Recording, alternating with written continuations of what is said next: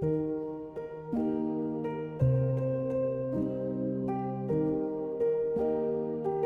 五旬節嘅時候，門徒都聚集喺一齊。忽然從天上有聲響傳落嚟，好似有一陣大風吹過，充滿咗佢哋嘅地方。又有好似火焰一樣嘅舌頭顯現出嚟，分別落喺各人嘅頭上。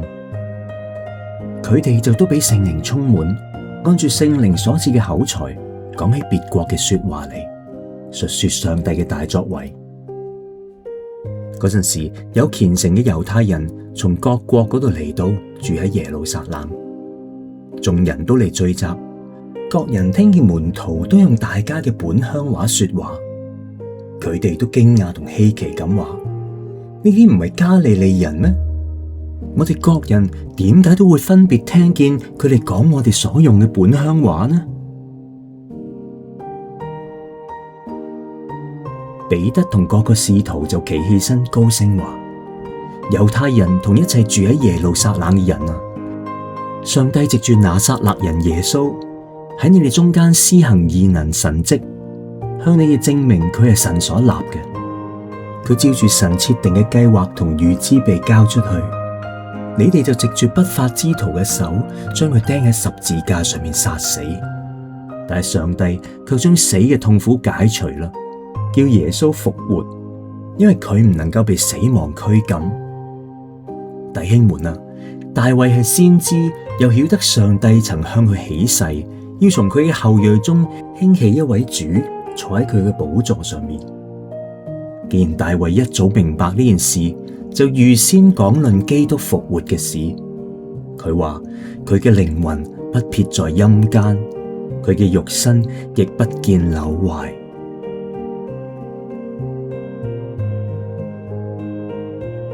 彼得又話：呢位耶穌，上帝已經叫佢復活啦。我哋都為呢件事作見證。佢既然被上帝嘅右手高舉，又從父受咗所應許嘅聖靈，於是佢就將聖靈澆灌落嚟。呢啲就係你哋而家所見到、所聽到噶啦。所以以色列全家應當知道，你哋釘喺十字架上嘅呢位耶穌，上帝已經立佢為主、為基督啦。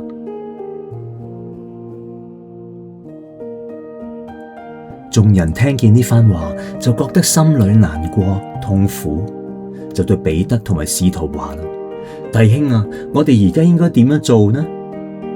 於是彼得就話啦：你哋各人要悔改，奉耶穌基督嘅名受洗，叫你哋嘅罪得赦，你哋就必會領受所賜嘅聖靈。你哋當救自己脫離呢個彎曲嘅世代。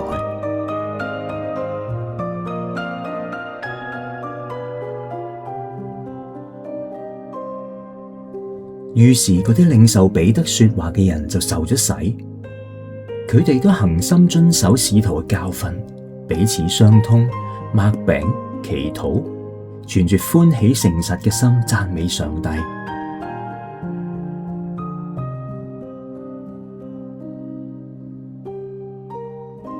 門徒又得到民眾嘅喜愛，主將得救嘅人天天加俾佢哋。